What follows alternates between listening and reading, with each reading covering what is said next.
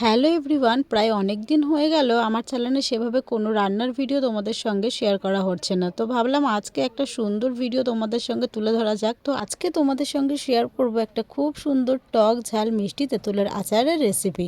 ছোট থেকে বড় আমরা সকলেই কিন্তু তেঁতুল খেতে ভীষণ ভালোবাসি। তেঁতুলের নাম শুনলেই যেন জিভে আগাম জল চলে আসে। তো তেঁতুল খেতে ভালোবাসে না এমন কোনো মানুষই নেই, তেঁতুল মাখা হোক কিংবা তেঁতুলের আচার। প্রায় অনেকদিন আগের থেকেই মা বলে রেখেছিল যে এই বছরে মা তেঁতুলের আচার বাড়িতে তৈরি করবে। আগে কিন্তু কখনোই মা তেঁতুলের আচার বানায়নি, কুলের আচার বানিয়েছে কিন্তু তেঁতুলের আচার এই ফার্স্ট টাইম বানাবে। তো মা বলছিল তেঁতুলের আচার করে রেখে দেবো, তোদের যখন মন চাইবে তখন তোরা খাবি। এই মতন মা আজকে বাজার থেকে 1 কেজি তেঁতুল কিনে নিয়ে এসেছে। তো তেঁতুলগুলো কিন্তু প্রথমে ভালো করে ছাড়িয়ে নিয়েছে, আর এই তেঁতুলগুলোকে তো ছড়া তেঁতুল বলে আমরা সবাই জানি। প্রথমে তেঁতুলগুলো ভালো করে ছাড়িয়ে তারপর একটা রোদ খাবিয়ে নিয়েছে। যে কোনো আচারের ক্ষেত্রে কিন্তু রোদ্দুরটা ভীষণভাবে প্রয়োজন, তাই তেঁতুলগুলো ভালো করে ছাড়িয়ে তারপরে দুটো থালায় আলাদা করে নিয়ে ভালো করে কিন্তু ছাদে দিয়ে এসেছিলাম। তো একদিন ভালো করে রোদ্দুরে দেওয়ার পর এইবারে আচারটা তৈরি করা হবে। তো আচার করার জন্য কিন্তু মা বাজার থেকে গুড় কিনে নিয়ে এসে, তো গুড়টা মা ভালো করে ভেঙে দিয়েছিল। প্রথমে ভেবেছিল একটু অন্যরকম ভাবে আচারটা ট্রাই করবে, কিন্তু সেটা আর হলো না। এই যে গুড়গুলো তোমরা দেখছো এভাবে গুঁড়ো করা রয়েছে, তারও কিন্তু একটা কারণ আছে।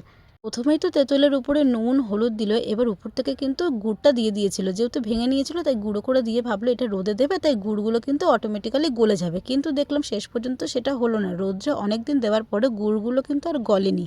এরপর মা কড়াইয়ের মধ্যে অল্প একটু জল দিয়ে তারপরে কিন্তু তেঁতুলগুলো দিয়ে দিল। এবার দেখো গুড়টা কত সুন্দর গলে গেছে, আর তেঁতুলটা কিন্তু একদম তৈরি হয়ে গেছে। দেখতেই পাচ্ছ কত সুন্দর তেঁতুলের আচারের একটা কালার চলে এসেছে আলাদা।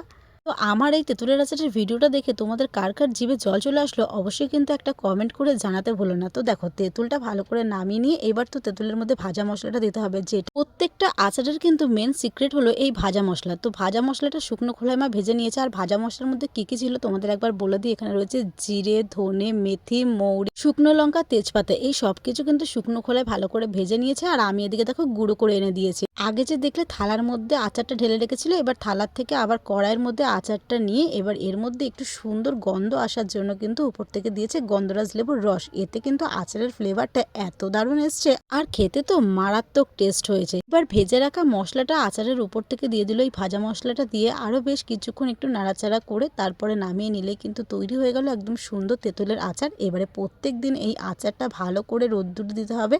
যত ভালো আচারে রোদ খাবে তত কিন্তু আচারটা ভালোও থাকবে, আর আচারটা যত মজবে তত কিন্তু খেতে এর স্বাদ আরো দ্বিগুণ হয়ে যাবে। দেখতেই পাচ্ছ এরকম লম্বা লম্বা তেঁতুলের আচার কত সুন্দর লাগছে। এবার থেকে যখনই টক খেতে মন চাইবে তখনই কিন্তু এই তেঁতুলের আচার খেয়ে নেব। একদম দেখলে সিম্পল ভাবে তেঁতুলের আচারের রেসিপিটা তোমাদের সঙ্গে শেয়ার করলাম। আর দেখো ছাদে রোদ্রেও দিয়ে এসছে। কেমন লাগলো আজকে আমার এই তেঁতুলের আচারের রেসিপিটা জানিও।